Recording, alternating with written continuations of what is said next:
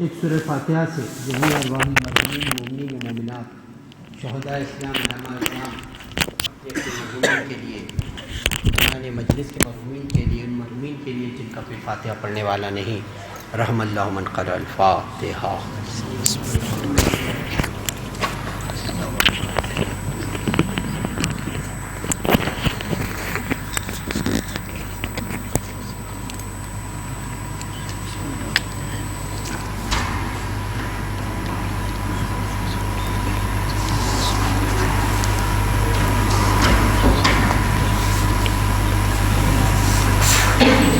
اعوذ باللہ السمیع العلیم من الشیطان اللعین الرجیم، بسم اللہ الرحمن الرحیم، الحمد للہ الذی ہدانا لہذا وما کننا لنہتدی لولا ان ہدانا اللہ لقد جاءت رسل ربنا بالحق۔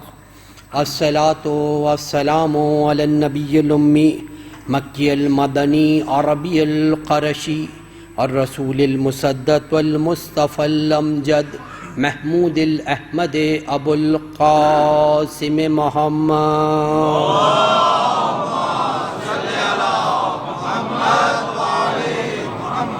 وأہل بیتہ الطیبین الطاہرین المعصومین المظلومین الذین اذہب اللہ عنہم الرجس وطہرہم تطہیرا۔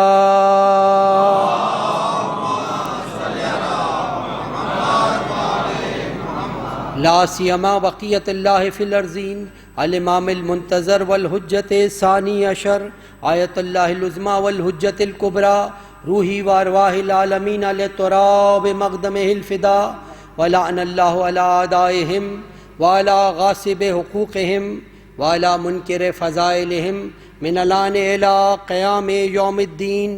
اما بعد فقد قال اللہ سبحانہ وتعالی فی محکم کتابہ الحکیم وهو اصدق الصادقین وقوله الحق، لقد كان لكم في رسول الله أسوة حسنة لمن كان يرجو الله وباليوم الآخر ولا ذکر اللہ کثیرا۔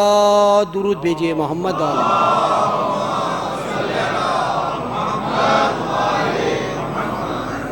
سب سے پہلے تمام مومنین و مومنات کی جانب سے، انیان کی جانب سے، اپنے زمانے کے امام کی خدمت میں صادقین علیہم السلام حضرت رسول اکرم حضرت محمد مصطفیٰ صلی اللہ علیہ وآلہ وسلم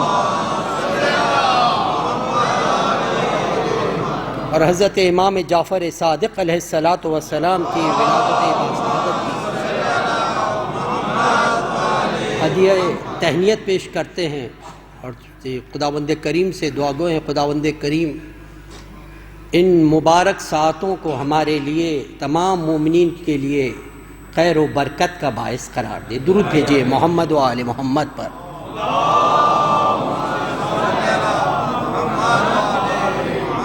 مومنین، ارشاد رب العزت ہو رہا ہے کہ تمہارے لیے ہمارے حبیب کی زندگی میں بہترین نمونہ ہے۔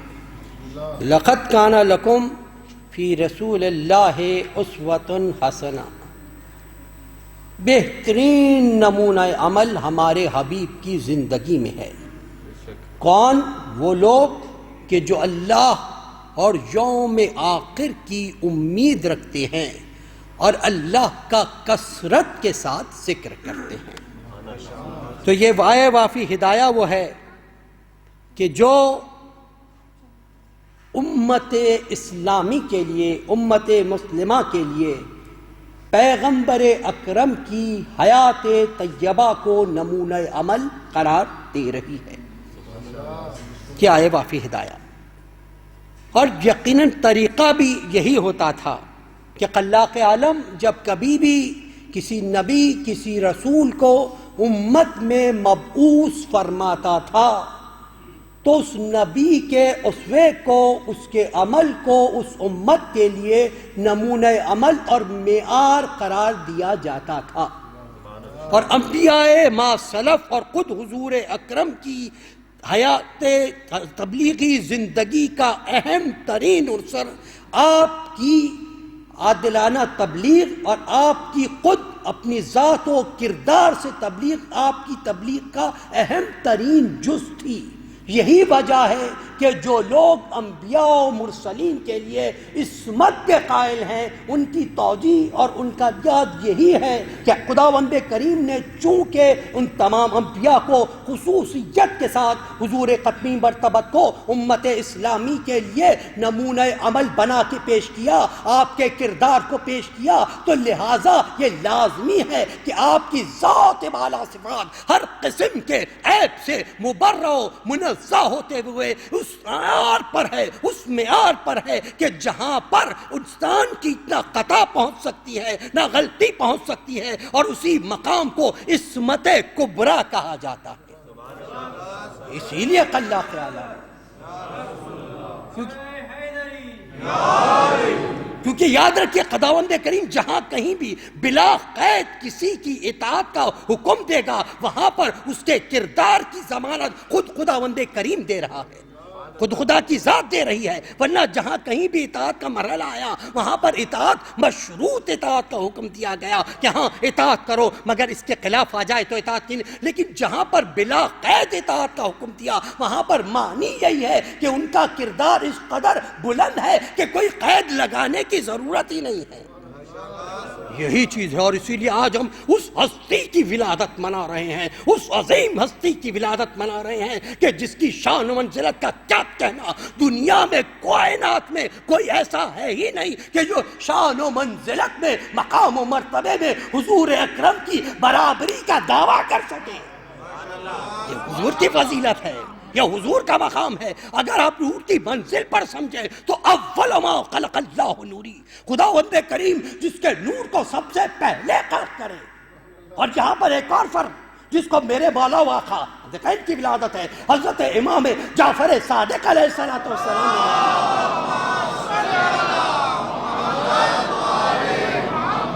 مولا سے پوچھا، سوال کیا کہ یا ابن رسول اللہ، آپ کے نانا کا نور آپ کہتے ہیں کہ سب سے پہلے بڑا، فرمایا تو یہ شک ہے کیا؟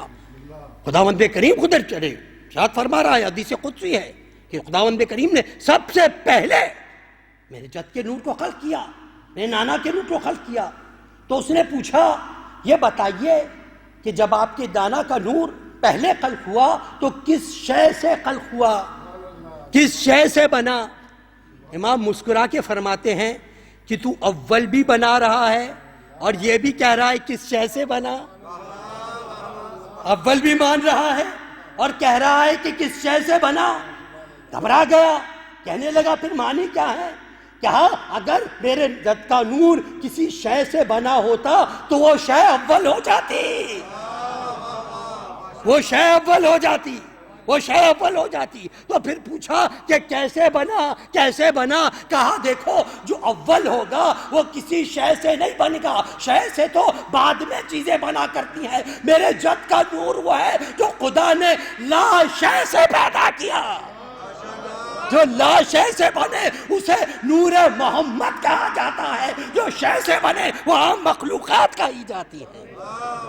یہ نبی کے نور کی منزل ہے، کیونکہ نور اول ہے، سب سے پہلے بنا، سب سے پہلے بنا۔ اور پیغمبر اکرم کی منزل یہ ہے کہ فقط نور ہی سب سے پہلے نہیں بنا، بلکہ سورہ انعام میں خود خداوند کریم نے پیغمبر سے کہا کہ حبیب کہہ دو کہ میں وہ ہوں کہ جس نے سب سے پہلے اسلام کو قبول کیا، تسلیم کے لیے سر کو جھکایا، میں پہلا مسلمان ہوں۔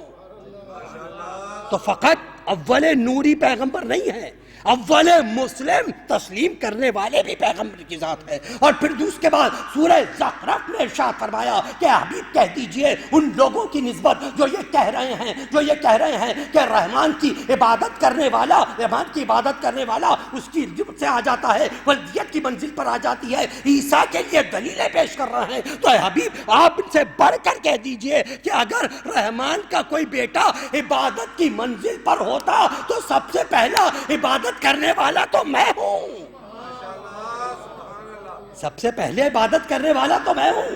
سب سے پہلے مسلم بھی یہی ہے، سب سے پہلے عبادت کرنے والے بھی یہی ہیں، سب سے پہلے نور کی منزل بھی یہی ہے، یہی نور محمد ہے۔ اور اسی وجہ سے پیغمبر اکرم نے اس کو کئی جہتوں سے سمجھایا۔ ہمارے سامنے جیسے اکثر احادیث آ جاتی ہیں اور اس پہ مومنین بعض اوقات ان سے مبتلا ہو جاتے ہیں، کیونکہ حدیث سنی، اولو ما خلق اللہ اللوح، خداوند کریم نے سب سے پہلے لوح کو خلق کیا، ٹھیک ہے، سب سے پہلے لوح کو خلق کیا۔ لوح کیا ہے؟ لوح اس تختی کو کہا جاتا ہے جس پر قلم تحریر کیا کرتا ہے، علم کو لکھتا ہے، اسے کہا جاتا ہے، اسے کہا جاتا ہے، تو اسے لوح کہا جاتا ہے۔ اور تختی بل کے اوپر اگر کوئی چیز تحریر کی جائے تو وہ لوح کی منزل ہے، وہ بل لوح ہے، وہ بل لوح ہے، تو یہ لوح کی منزل ہے، یہ لوح کا مقام ہے۔ دوسرے مقام پر اول ما خلق اللہ القلم، خداوند کریم نے جسے سب سے پہلے خلق کیا وہ قلم ہے، وہ قلم کی منزل ہے۔ اور سورت خداوند کریم نے قرآن مجید میں قلم کی قسم بھی کھائی ہے، قلم کی منزل، یہ قلم جو تحریر کی منزل ہو۔ اور حقیقتاً یہ لوح اور قلم اگر نہیں ہوتا ہے تو علم کی ایجاد ہی نہ ہوتی۔ یہ لوح ہے یا قلم ہے، دو بنیادی اجزاء ہیں، دو بنیادی اجزاء ہیں، مگر یہاں پر ہی نہیں بلکہ حدیث میں یہاں تک آیا ہے اول ما خلق اللہ العقل، خدا نے جس کو سب سے پہلے خلق کیا اسے عقل کہا جاتا ہے۔ سب سے پہلے عقل خلق ہوئی، عقل خداوند کریم نے، کیونکہ عقل وہ ہے جس کی بنیاد پر خلاق عالم نے فضیلت عطا کرتا ہے۔ انسانوں کو فضیلت کس بنیاد پر ہے؟ عقل کی بنیاد پر۔ اور یہ بھی حدیث میں ہے اول ما خلق اللہ العلم، خداوند کریم نے جسے سب سے پہلے خلق کیا وہ علم کی منزل ہے۔ علم اگر نہ ہو تو جہالت ہی جہالت ہے، جہالت کی تاریکیاں ہیں۔ اور یہاں تک بھی ہے اول ما خلق اللہ الروح، سب سے پہلے جس کو خلق کیا وہ روح تھی، روح کو سب سے پہلے خلق کیا۔ لیکن یہ روح، یہ قلم، یہ لوح، یہ تمام استعارات ہیں، یہ تمام اگر ایک مقام پر جمع ہو جائے تو اسے نور محمد و آل محمد کہا جاتا ہے۔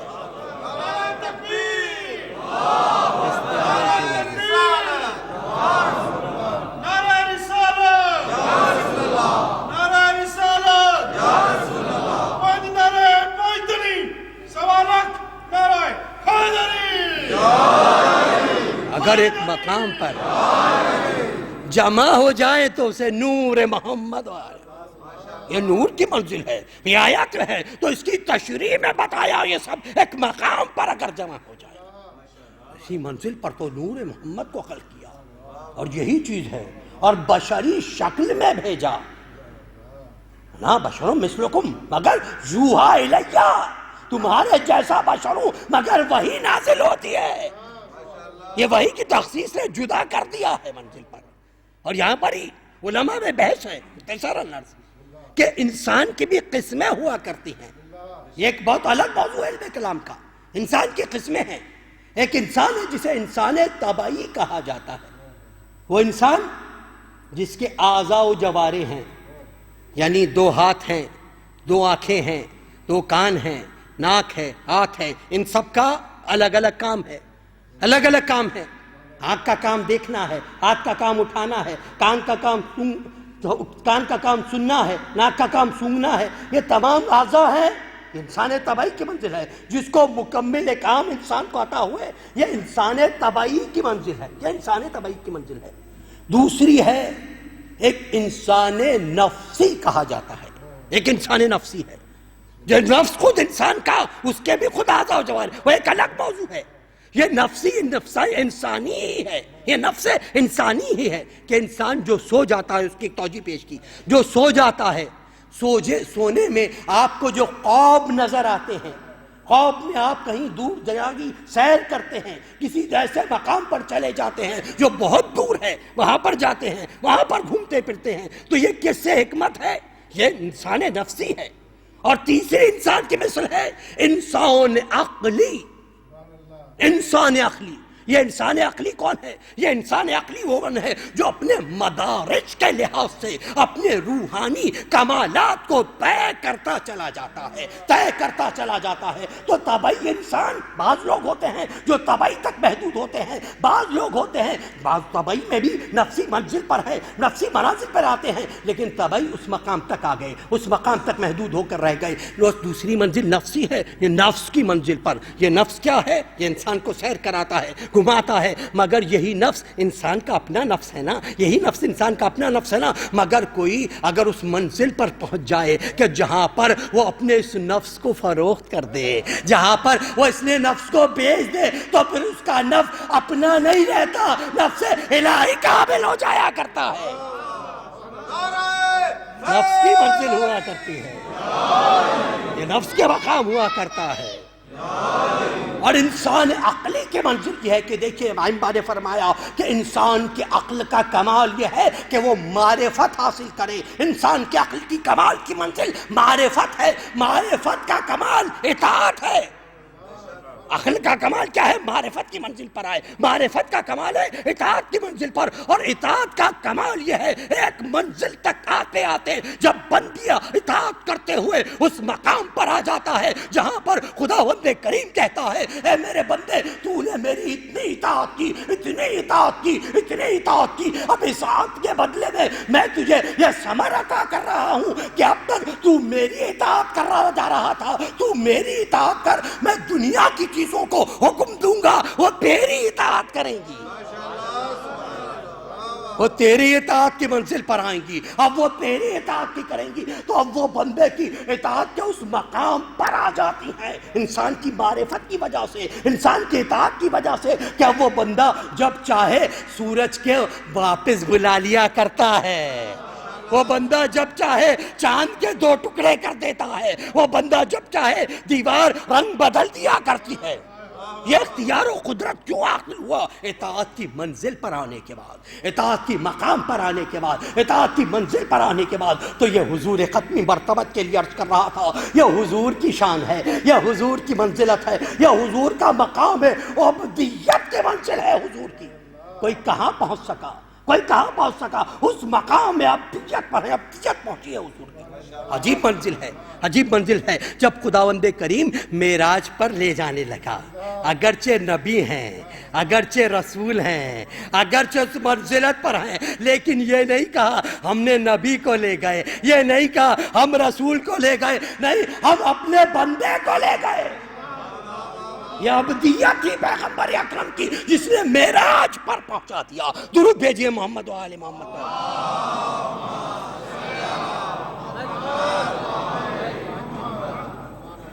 کہتے ہیں کہ توصیف محمد کروں تفسیر کہاں تک، توصیف محمد کروں تفسیر کہاں تک، بندے کا تو ادراک پہنچا ہے یہاں تک، جبریل کے پر جلنے کا امکان ہے جہاں تک نالین محمد کی رسائی ہے وہاں پر۔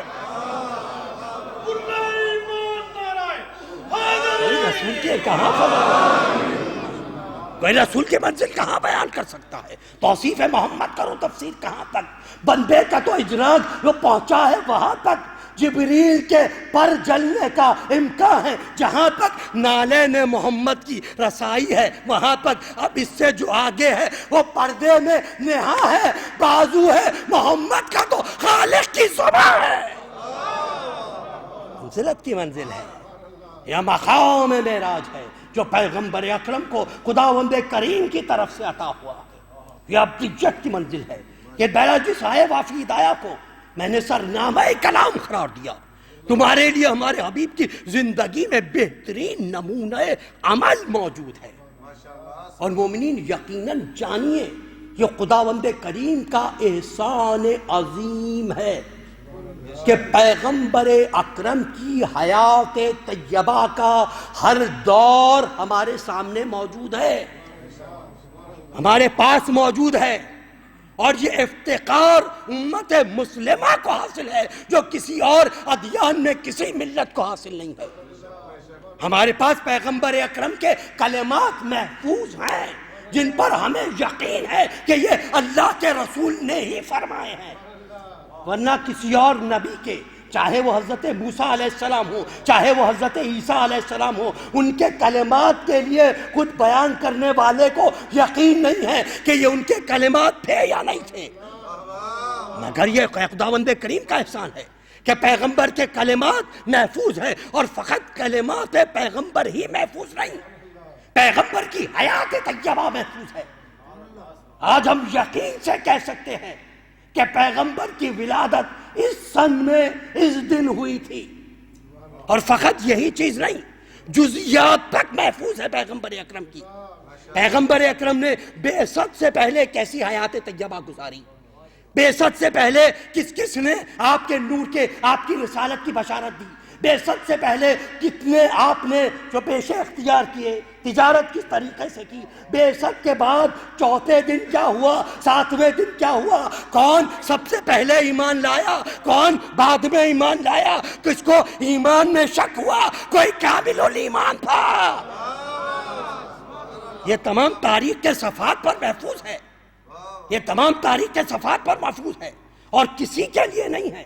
یہاں تک کہ امت ابھی 25 دسمبر منائی گئی حضرت عیسیٰ علیہ السلام کی، منائی گئی، کہا عیسیٰ پیدا ہوئے تھے، لیکن کس سن میں ہوئے اس کا پتہ نہیں ہے۔ احتمال ہے، بہت بڑا احتمال ہے کہ یہی دن ہے، کس صدی میں ہے وہ نہیں پتا، یہ جگہ پر ہے وہ نہیں پتا، تو شک کی بنیاد ہے، مگر ہمیں یقین کی منزل ہے، ہمیں یقین کی منزل ہے۔ یعنی ہمارے پاس، ہمیں فخر ہونا چاہیے، ہمیں شرف ہونا چاہیے کہ ہمارے پاس کلمات رسول بھی محفوظ ہے، عمل رسول بھی محفوظ ہے۔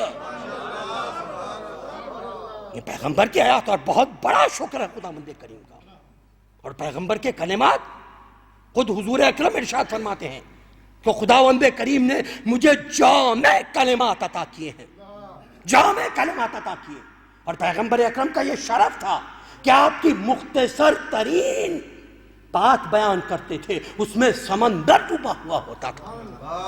اور یہی شرف ہے جس طریقے سے قرآن کے بہت سارے مطالب کے لیے ہے، احادیث میں ہے کہ جس طریقے سے علوم ترقی کرتے چلے جا رہے ہیں، بہت ساری چیزیں جو کل پردے میں تھی آج منکشف ہوتی چلی جا رہی ہیں، یہی چیز پیغمبر اکرم کی احادیث کے لیے بھی ہے، اور یہی چیز نہج البلاغہ کے لیے بھی ہے، یہی چیز ہے۔ یوں یوں ترقی ہوتی چلی جائے، جہاز منکشف ہوتے چلے جائے، پتہ چلتا چلا جائے کہ کس طریقے سے ہے۔ تو یہ پیغمبر اکرم کی حیات طیبہ آج ہمارے سامنے موجود ہے، پیغمبر اکرم کی زندگی، پیغمبر اکرم کے اقوال، اور اقوال میں پیغمبر نے بتایا کہ دیکھو کس طریقے سے زندگی گزاری جاتی ہے۔ پیغمبر اخلاق عظیم، انک لعلی خلق عظیم، خلق عظیم کی منزل پر فائز ہے، اور خود امیر المومنین حضرت علی ابن ابی طالب علیہ السلام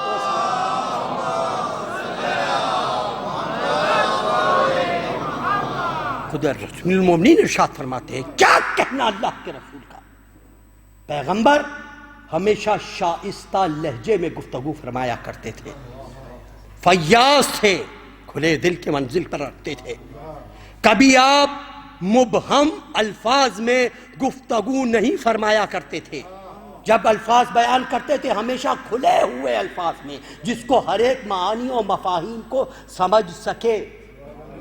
پیغمبر اکرم کی شان و ہیبت کی منزل یہ تھی کہ جب تک پیغمبر کلام کرتے رہتے تھے کسی میں مجال کلام نہیں ہوا کرتی تھی، اور یہ شرف خاص آل محمد کو بھی حضور کی نسبت حاصل ہے، جب تک کلام کرتے رہتے تھے کسی میں مجال کلام نہیں ہوتی تھی، جب پیغمبر رک جاتے تھے جب دوسرا کلام کرتا تھا، اور پیغمبر کی صفت تھی کہ پیغمبر کبھی کسی کے کلام کو قطع نہیں کیا کرتے تھے، جب تک بات کرنے والا اپنی بات مکمل نہیں کرتے تھا آغاز نہیں کیا کرتے تھے۔ پیغمبر کی سیرت تھی، پیغمبر اکرم کبھی بھی دنیاوی جن چیزوں کے ضائع ہو جانے پر افسوس نہیں کیا کرتے تھے، یہ سیرت پیغمبر تھی۔ آپ کی تمام گفتگو جو ہوا کرتی تھی وہ ثواب کے نقطۂ نظر سے آپ کی گفتگو ہوا کرتی تھی، قابل ثواب ہوا کرتے تھے، کبھی بھی آپ کسی کے عیب بیان نہیں کیا کرتے تھے، کسی کے عیب نہیں، کبھی فحش کوئی سے کوئی نسبت نہیں تھی پیغمبر اکرم کو، اور پیغمبر اکرم کی یہ صفت تھی، یہ مہربانی تھی پیغمبر کی کہ اگر صحابیوں میں سے کوئی نظر نہیں آتا تھا تو دوسروں سے پوچھا کرتے تھے کہ وہ صاحب کہاں پر وہ محفل میں نہیں آ رہے ہیں، پیغمبر سے پوچھا کرتے تھے۔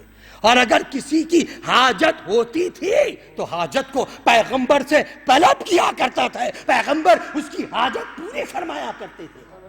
یہاں تک کہ اللہ کے رسول نے لوگوں سے فرمایا ہوا تھا کہ اگر تمہیں کسی کی حاجت کا علم ہے اور وہ کسی بھی وجہ سے مجھ سے بیان نہیں کر سک رہا تو تمہارا فرض ہے تم آ کے مجھ سے اس کی حاجت کا بیان کرو، خدا تمہیں بھی ثواب عطا کرے گا۔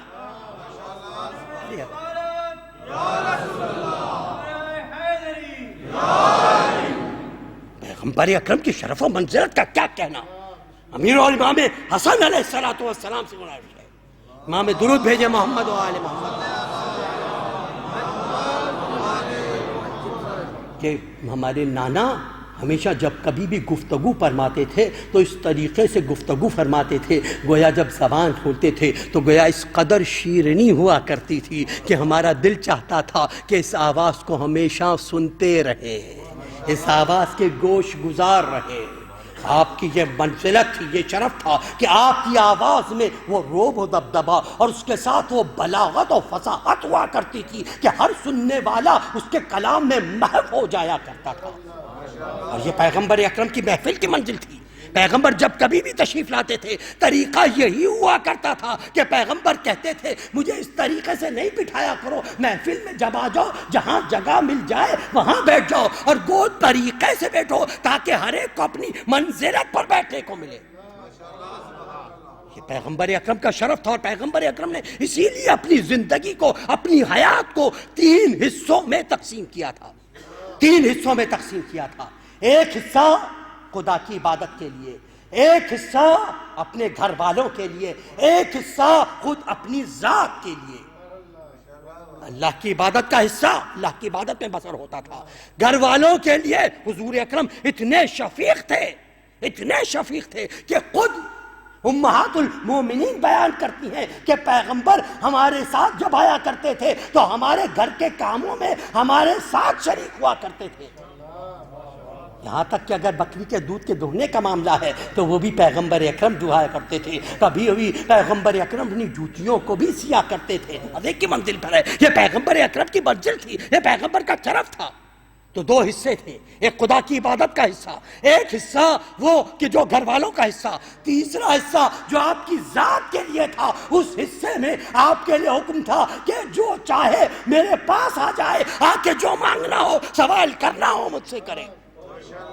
یہ پیغمبر نے ہمیں طریقہ بتایا، زندگی گزارنے کا طریقہ، کہ دیکھو اس طریقے سے گزاری جاتی ہے، یہ نہیں کہ گھر والوں کو چھوڑ دیا یا اللہ کو چھوڑ دیا، نہیں، ہر چیز کے ساتھ ساتھ کس طریقے سے چلا جاتا ہے، ہر چیز کے ساتھ ساتھ زندگی کو کس طریقے سے گزارا جاتا ہے۔ اور پیغمبر کا رحم و شرف کا کیا کہنا، ایک مرتبہ رسول اکرم حضرت امام حسن علیہ السلام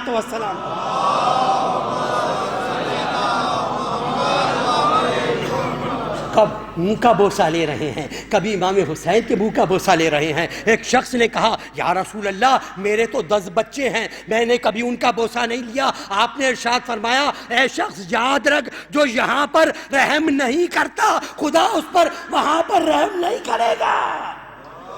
پر رحم کی صفت پیدا کرو، محبت کی صفت پیدا کرو، خدا وہاں رحم کرے گا، وہاں صفت کی منزل پر ہوگی، وہاں عطا کرے گا۔ پیغمبر اکرم کی منزل کا کیا کہنا، مقام پیغمبر کا کیا کہنا، یہ پیغمبر اکرم کی زندگی کے 2 شعبے۔ اور تیسری منزل پیغمبر اکرم کی، تیسرا مقام پیغمبر اکرم کا، یہ سیرت۔ سیرت کسے کہتے ہیں؟ دیکھیے سیرت کہتے ہیں، سیرت کا نام سیر سے نکلا ہے، سیر کے معنی چلنے کے ہیں، سیر کے معنی چلنے کے ہیں، اور سیر سے ہی لفظ سیرت نکلا ہے، یعنی پیغمبر اکرم کا چلنے کا، بولنے کا، افعال و اعمال کا پیغمبر اپنا اسلوب رہا کرتے تھے، پیغمبر کا اپنا طریقہ تھا، پیغمبر کا اپنا طریقہ تھا۔ یہی سیرت کی منزل ہے۔ اور سیرت ہے کیا؟ دیکھیے ایک بہت اہم سوال ہے اسلام میں اور سیرت کی منزل پر، کہ سیرت چونکہ پیغمبر اکرم کہ رسالت قیام قیامت تک ہے، آخری پیغمبر ہیں، رسالت قیام قیامت تک ہے، اب سیرت کو بھی قیام قیامت تک چلنا ہے، سیرت بھی قیامت تک چلے گی۔ اب سیرت کیسے قیامت تک چلے گی؟ تو ایک بات یاد رکھیں، پیغمبر اکرم کے جتنے افعال ہیں سب کسی مقصد کے تحت ہوا کرتے تھے، پیغمبر کے افعال و اعمال مقصد کے تحت ہوا کرتے تھے، بغیر مقصد کا، بغیر سبب کے پیغمبر کوئی فعل انجام نہیں دیتے تھے، کیونکہ جو شخص بغیر مقصد اور بغیر کسی سبب کے کسی فعل کو انجام دے، اسی لیے کہا جاتا ہے کہ اس میں عقل کی کمی ہے۔ تو جو عقل کل ہو،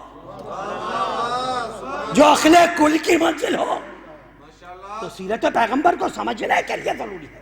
سیرت پیغمبر افغانستان کے تحت انجام دیا کرتے تھے، یہی وجہ ہے۔ اب ہم ذرا سیرت پر دیکھیں کہ اگر کوئی شخص ایسا صحابی ہو پیغمبر اکرم کا، جو پیغمبر اکرم کے 13 سال ہمیشہ پیغمبر کے ساتھ رہا ہو، 13 سال پیغمبر کے ساتھ رہا، ایسا صحابی کہ کہیں ساتھ چھوڑا ہی نہیں، تو وہ قسم کھا کے یہ کہنے کو تیار ہے کہ پیغمبر کی سیرت میں تلوار اٹھانا نہیں ہے،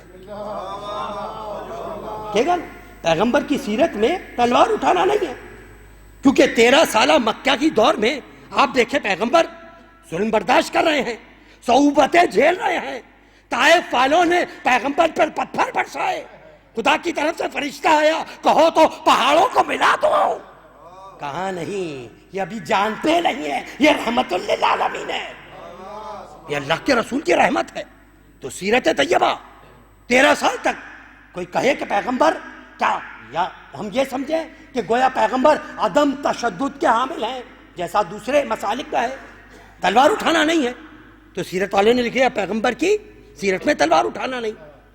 لیکن ابھی ہجرت کر کے جانے دیجئے، 1 سال گزرنے دیجئے، سن 2 ہجری آئے، اس کے بعد جنگ بدر بھی ہے، جنگ احد بھی ہے، جنگ خندق بھی ہے، جنگ خیبر بھی ہے، تو وہاں پر تلوار نظر آئے گی، تلوار نظر آئے گی، پیغمبر کے ہاتھ میں نہ صحیح مگر کسی ایسے کے ہاتھ میں جو پیغمبر کا آنا ہوا ہو، جس کا عمل پیغمبر کا عمل ہو، اور یہ ہم نہیں کہہ رہے، یہ قرآن کہہ رہا ہے، کسی ایسے کے ہاتھ میں، کسی ایسے، تلوار ہے نا، تلوار ہے نا۔ تو اب اس لکھنے والے نے اضافہ کیا سیرت میں کہ ہاں پیغمبر کی سیرت میں تلوار اٹھانا ہے، تو پتہ چلا کہ 14 سال تک پیغمبر کی سیرت کی جو بات پردے میں رہی، سن 2 ہجری کے بعد اس سے پردہ اٹھ گیا، سن 2 ہجری کے بعد اس سے پردہ اٹھ گیا۔ اب آپ ان سے پوچھئے کہ جن لوگوں سے کہیں کہ یہ بتائیے، جن لوگوں نے پیغمبر سے جنگ کی ہے، کیا پیغمبر کبھی ان سے صلح کریں گے؟ تو یہ دیکھیں، جتنا جس قدر بظاہر ذوق میں ایمانی ہوگا، ایمان پہ ذوق میں ایمانی ہوگا، اس قدر سختی سے کہے گا، سوال ہی پیدا نہیں ہوتا۔ اتنی جنگیں ہوئیں، اتنے لوگ مارے گئے، اور پیغمبر ان سے صلح کر لے؟ ارے صلح ہونے کے بعد جب لوگوں نے قبول نہیں کیا تو صلح سے پہلے کی منزل پر مگر آنے دیجئے۔ سن 6 ہجری کو پیغمبر صلح حدیبیہ کر کے آ رہے ہیں یا نہیں؟ صلح حدیبیہ کر کے آ رہے ہیں نا، ایک مقصد کی طرف لے جانا ہے، مختصر ہے، پیغمبر صلح کر کے آ رہے ہیں یا نہیں؟ صلح کر کے آ رہے ہیں۔ تو اب سیرت میں ایک بات کا اضافہ ہو گیا جس کو ہو سکتا ہے دوسروں نے نہیں سمجھا مگر مقصد کے تحت ہے، اور اسی فتح کو یقیناً جانیے، یہ صلح حدیبیہ اس قدر بڑی فتح ہے، قرآن مجید نے کسی جنگ کو فتح مبین نہیں کہا، یہ صلح حدیبیہ کو قرآن نے کہا فتح مبین ہے، یہ کھلی ہوئی فتح ہے۔ جس کو لوگوں نے شک کیا، یہ اس لیے بتا دیا کہ مشیت کی نگاہ اور ہوتی ہے، عام لوگوں کی نگاہ اور ہوا کرتی ہے، عام لوگ نہیں جان سکتے، تو اضافہ ہوا۔ اب یہی بات اب اس کے بعد آپ سے کہے کہ یہ بتاؤ، جنہوں سے پیغمبر نے صلح کی ہے، اگر وہ لوگ صلح کی خلاف ورزی کرے تو کیا کرو گے؟ اور یہ تاریخ ہے، تو اب لوگ یہی کہیں گے، وہی بات ہے، بظاہر زوم ہے ایمان کا کہ صاحب پرخچے اڑا دیں گے، ان کے تو گلے کاٹ دیں گے، ربا کر کے رکھ دیں گے۔ مگر دیکھیے میرا حبیب فاتح مکہ کی حیثیت سے داخل ہو رہا ہے، مگر کیا پیغمبر نے خون بہایا؟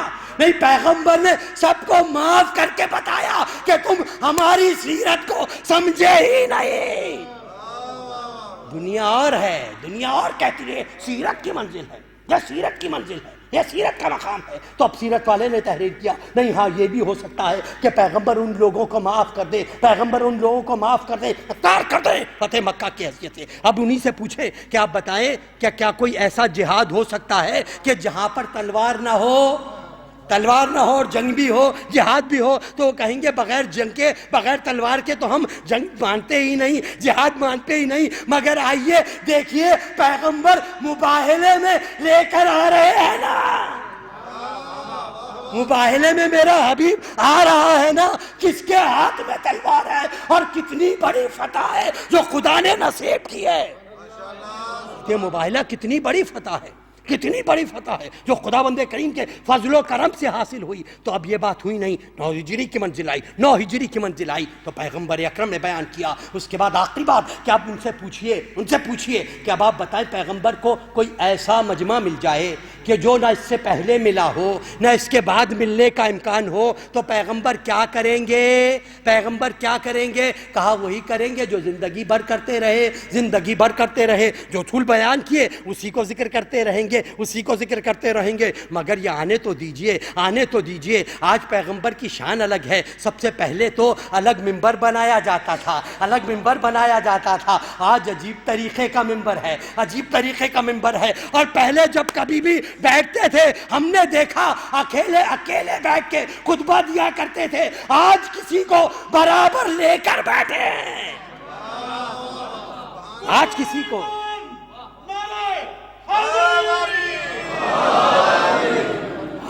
برابر لے کر بیٹھے ہیں، آج کسی کو برابر لے کر بیٹھے ہیں۔ پھر میرے حبیب نے سب سے پہلے گواہی لے لی، یہ بتاؤ کہ میں تمہارے نفوس میں تم سے زیادہ حق رکھتا ہوں یا نہیں؟ جب سب نے کہہ دیا بے شک یا رسول اللہ آپ ہمارے نفوس پہ ہم سے زیادہ حق رکھتے ہیں، تو ہاتھوں پر علی کو بلند کر کے کہا من کنت مولا فہذا علی شان مولا۔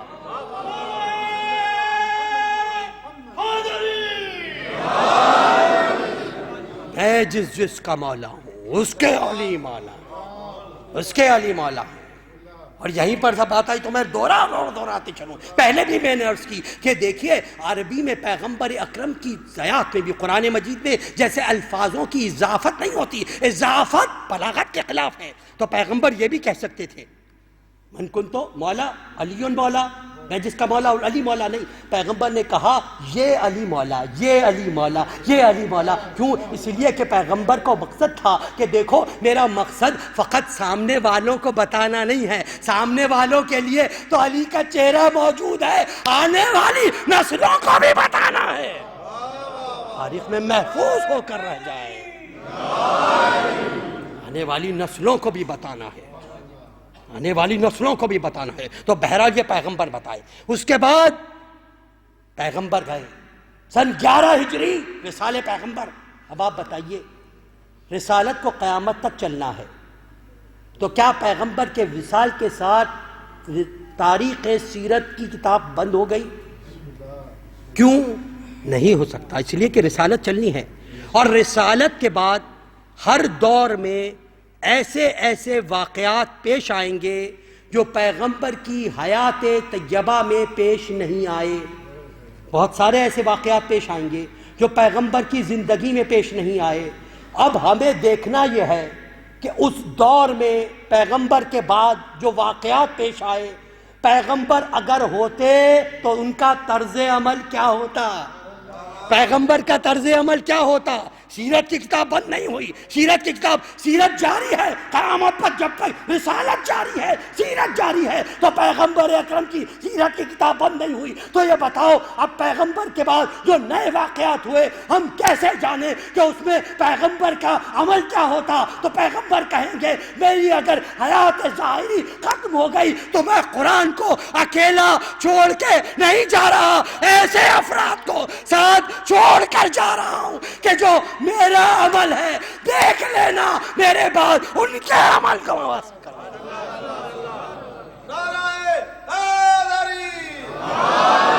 اگر میرے بعد دیکھنا ہو،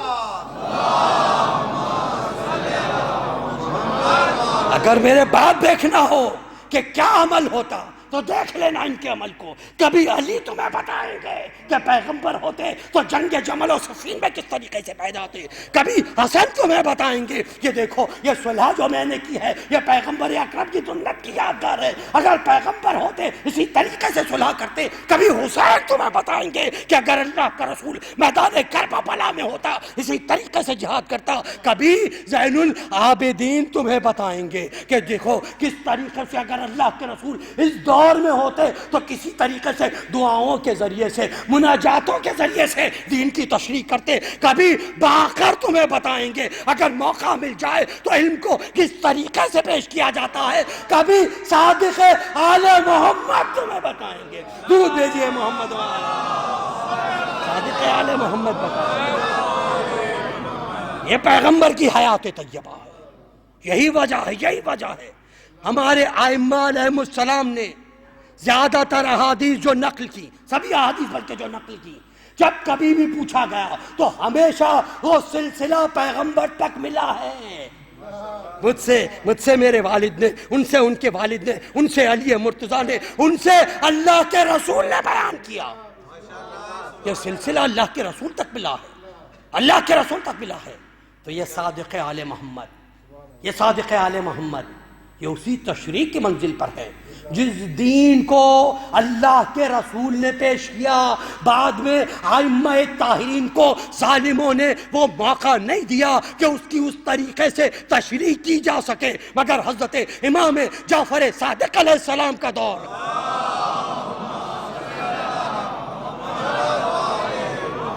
اس طرح سے زرعی دور ہے۔ بنی امیہ کی دور کا اختتام تھا، بنی عباس کی حکومتوں کا آغاز تھا، تو آپ کو موقع ملا اور آپ نے دین الہی کی ترویج کی۔ سب سے پہلی منزل یہ ہے کہ آپ نے علم فقہ کی تدوین کی۔ آج ہم کہتے ہیں ہمیں فخر ہونا چاہیے کہ ہمارے پاس کوئی فقہی مسئلہ ایسا نہیں ہے جس میں معصومین کی ہدایت موجود نہ ہو۔ کتنا بڑا خزانہ ہے، کتنا بڑا خزانہ ہے یہ امام علیہ السلام کی۔ فقال باقر فقال صادق، دونوں باپ بیٹے نے اس طریقے سے تدوین کی، اس طریقے سے دین کو پہنچایا۔ یقیناً تمام ائمہ اہل بیت علیہ السلام کی منزلتیں برابر ہیں، لیکن کسی اور ائمہ کو موقع نہیں ملا۔ اور خدا کی قسم تاریخ کہتی ہے اگر ائمہ علیہم السلام کو علم پھیلانے کا موقع مل جاتا تو امت مسلمہ کسی علوم میں دوسروں کی محتاج نہیں ہوتی۔ یہ اہل بیت کا علم ہوتا جو ہر جگہ پھیل رہا ہوتا، یہ مستشرقین ہمارے آگے بھیک مانگ رہے ہوتے، مگر علوم کے دروں پر ہیر کے ذریعے سے کسی کو شہید کرا دیا، مختلف طریقے سے ان پر تالے لگا دیے۔ اور جب امام علیہ السلام کو موقع ملا تو آپ کے شاگردوں کی تعداد جو بیان ہوئی ہے، نجاشی نے اپنی رجال نجاشی میں بیان کیا، نام تک موجود ہیں، ان کی تعداد کم از کم 4000 ہے، کم از کم 4000۔ بعض روایتوں میں ہے 10,000 سے زیادہ تعداد میں امام علیہ السلام کے شاگرد تھے۔ اور کون سا علم ہے جو امام علیہ السلام نے بھی پھیلایا؟ علم فلکیات ہو، علم طب ہو، علم الجبرا ہو، کوئی اور علم ہو، تب امام علیہ السلام کے صدقے میں پھیلے ہیں۔ یہ امام علیہ السلام کا علمی کمال تھا، یہ امام علیہ السلام کی منزلتیں تھیں۔ اور ایک بات اور آپ کے لیے دعا، امام علیہ السلام کی منزل اور پھر دوسرے ائمہ اربعہ میں برادران اہل سنت کے جو ائمہ فقہ کے جو ائمہ مانتے ہیں ان میں سے 2-3 امام علیہ السلام کے شاگردوں میں سے ہیں، امام کے شاگردوں میں سے خصوصیت سے امام ابو حنیفہ۔ یہاں پر بھی ایک بات قابل غور ہے کہ بعض لوگوں نے انکار کیا تھا کہ آپ ہم عصر ہیں۔ دیکھیے کیا بات ہے، تو علامہ شبلی نعمانی اپنی کتاب میں لکھتے ہیں کہ لاکھ آپ ہم عصر صحیح امام جعفر صادق کے، امام ابو حنیفہ کے لیے نعمانیہ میں لاکھ ہم عصر صحیح، مگر علم میں اہل بیت کا کیا مقابلہ؟ علم تو ان کے گھر کی میراث ہے، تو یہ کہنا کہ چونکہ ہم اثر تھے لہذا شاگرد نہیں ہو سکتے، یہ شبیہ نعمانی کا نظریہ، ان تو اپنے بیت کے گھر کی میراث ہے۔ اہل بیت کے پاس آ کے بھی آگ ٹکرا کرتے تھے، اور امام علیہ السلام نے آج دنیا کو پتہ چل گیا دنیا کی منزل پر ہے۔ آئے امام نے پوچھا یہ بتاؤ کہ خداوند کریم نے آنکھوں میں نمکینی نمکاہٹ کیوں رکھی ہے، نمکین ہوتی ہیں، کانوں کے اندر کڑواہٹ کیوں رکھی ہے، ناک کے نتنوں میں رطوبت کیوں ہے، اور ہونٹوں میں خدا نے شیرنی کیوں رکھی ہے؟ اس کا حکمت کیا ہے؟ خدا کا فعل حکمت کے برابر نہیں ہے۔ آپ نے کہا، بہت غور کرتے رہے، فرمایا ابنا رسول اللہ آپ ہی بیان فرمائیے۔ آپ نے ارشاد فرمایا کہ دیکھو آنکھیں چربی کا ہیں، چربی بھری ہوئی ہے، چربی کی سے بنی ہیں، اگر ان میں نمکیات نہیں ہوتی تو یہ گھل جایا کرتی، یہ گھل جاتی۔ کانوں میں کڑواہٹ اس لیے رکھی گئی ہے تاکہ کیڑے مکوڑے نہیں جانے پائے، ناک کے رتنوں میں رطوبت اس لیے رکھی گئی ہے تاکہ سانس لینے میں آسانی ہو اور خوشبو اور بدبو دونوں محسوس ہو سکے، اور ہونٹوں میں شیرنی اس لیے رکھی ہے تاکہ اشیاء کا ذائقہ صحیح طور پر محسوس کر سکو۔ کیا بات ہے، یہ ائمہ علیہ السلام کی منزل ہے، یہ ائمہ علیہ السلام کا مقام ہے۔ آپ ہی لوگوں نے بتایا، ایک سوال پوچھا، بتاؤ کہ عقل مند کون ہوتا ہے؟ کہا کہ جو اچھے برے میں اور دشمن دوست میں تمیز کر لے۔ آپ نے ارشاد فرمایا یہ صفت تو اکثر جانوروں میں بھی ہوا کرتی ہے۔ پوچھا فرزند رسول پھر کون ہے؟ آپ نے ارشاد فرمایا کہ جو دو نیکیوں میں اور دو برائیوں میں امتیاز کر سکے اسے عقل مند کہا جاتا ہے۔ میرے معلوم کی تعریف ہے، یہ آپ کی تعریف، آپ نے بیان کیا کہ کس طریقے سے تفسیر کی جاتی ہے، کس طریقے سے بیان کیا جاتا ہے۔ تو ائمہ علیہ السلام اور حضرت امام جعفر صادق علیہ السلام،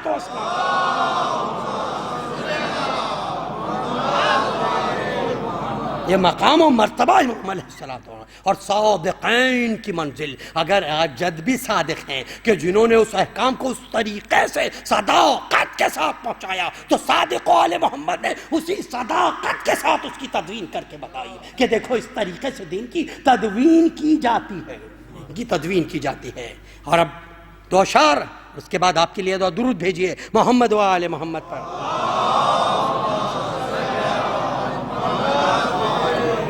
حضور اکرم کی شان میں کہ مصطفیٰ کو کوئی محتاج مکان کہتا ہے، مصطفیٰ کو کوئی محتاج مکان کہتا ہے، کوئی موجود انہیں قبل زماں کہتا ہے، خاص ہے وہ جو امام دو جہاں کہتا ہے، خاص ہے وہ جو امام دو جہاں کہتا ہے۔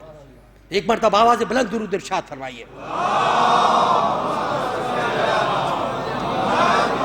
مصطفیٰ کو کوئی محتاج مکان کہتا ہے، کوئی موجود انہیں قبل زماں کہتا ہے، ایک فرقے میں بشر پیر و جمع کہتا ہے، خاص ہے وہ جو امام دو جہاں کہتا ہے۔ تو ہی بتلا تیرے اس بندے کو کیا کہتے ہیں جس کے نائب کو زمانے میں خدا کہتے ہیں۔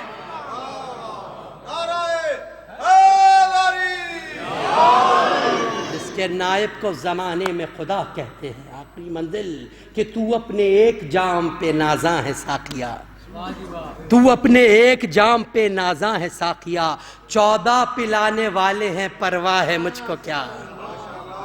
بتلائے دیتا ہوں تجھے میخانوں کا پتہ، بطحا و کاظمین خراساں و سامرا، خورشید مبہا میرا برج شرف میں ہے، ایک کربلا میں ایک میرا ساقی نجف میں ہے۔